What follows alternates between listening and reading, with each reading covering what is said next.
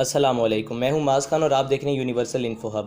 آج ہم آپ کو ایک ایسے وائرس کے بارے میں بتانے جا رہے ہیں جو حال ہی میں چین میں دریافت ہوا ہے، جس کی وجہ سے ایک انسان کی ہلاکت ہو چکی ہے۔ چین میں ایک شخص مبینہ طور پر ہنٹا وائرس کا شکار ہونے کے بعد ہلاک ہو گیا ہے۔ نیوز ویک نے چین کے سرکاری خبر رساں ادارے گلوبل ٹائمز کے حوالے سے بتایا کہ چین کے صوبے یوننان میں اس شخص کی ہلاکت پیر کو اس وقت ہوئی جب وہ صوبہ شانڈونگ کی جانب بس میں سفر کر رہا تھا۔ اس شخص کی اسکریننگ موت کے بعد ہوئی اور بس میں موجود دیگر 32 افراد کا بھی ٹیسٹ کیا گیا۔ حالانکہ ایسا مانا جاتا ہے کہ یہ وائرس ایک سے دوسرے انسان میں منتقل نہیں ہوتا۔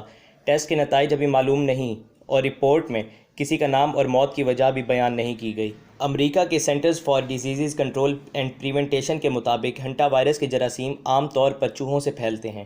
اس وائرس کی ہر قسم چوہوں کے مختلف اقسام سے جوڑی جاتی ہیں اور یہ اس وقت انسانوں میں منتقل ہوتا ہے جب جانور کے پیشاب، فضلے اور تھوک میں موجود وائرس کے ذرات ہوا کے ذریعے کسی فرد تک پہنچ جائیں۔ بہت کم ایسا ہوتا ہے کہ یہ کسی متاثرہ چوہے کے کاٹنے سے کسی فرد میں منتقل ہو جائے، جبکہ یہ اس وقت بھی ہو سکتا ہے جب کوئی انسان جانور کے پیشاب، تھوک یا فضلے سے آلودہ سطح کو چھونے کے بعد اپنے چہرے یا ناک کو اس وقت چھو لے یا آلودہ غذا کھا لے۔ اس وائرس سے ہنٹا ہیمریج فیور رینل سنڈروم یا ہنٹا وائرس پلمنری سنڈروم کا مسئلہ لاحق ہوتا ہے، مگر ابھی یہ واضح نہیں کہ چین میں وائرس سے ہلاک ہونے والے اس شخص کو ان میں سے کن امراض کا سامنا ہوا۔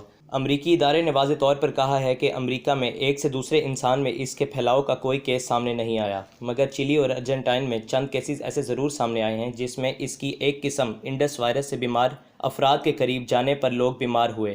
در حقیقت ارجنٹائن میں گزشتہ سال سے اس وائرس کے نتیجے میں کم از کم 11 افراد ہلاک ہوئے تھے۔ اس موقع پر عالمی ادارہ صحت نے ایک سے دوسرے انسان میں منتقلی کے عمل کا جائزہ لیا تھا، تاہم اس وقت کچھ زیادہ تفصیلات سامنے نہیں آ سکی تھیں۔ مگر یہ وائرس عام طور پر ایسے علاقوں جیسے جنگلات، کھیتوں یا فارمز میں نظر آتا ہے جہاں چوہوں کی موجودگی ثابت ہو۔ اس بیماری میں عام طور پر سر درد، سر چکرانے، بخار، قے یا متلی، ہیضے اور پیٹ میں درد جیسی علامات سامنے آتی ہیں۔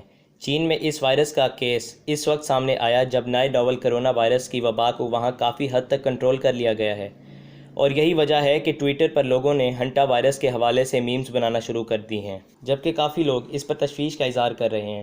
اس وجہ سے 24 مارچ کو پاکستان میں ٹویٹر پر ہنٹا وائرس ٹاپ ٹرینڈ کر رہا ہے، مگر جیسا ہم نے آپ کو بتایا ہے کہ یہ کرونا وائرس کی طرح متعدی نہیں اور اس کا کوئی مخصوص علاج یا ویکسین تو نہیں، تاہم جلد تشخیص پر مریض کی حالت کو فوری سنبھالا جا سکتا ہے۔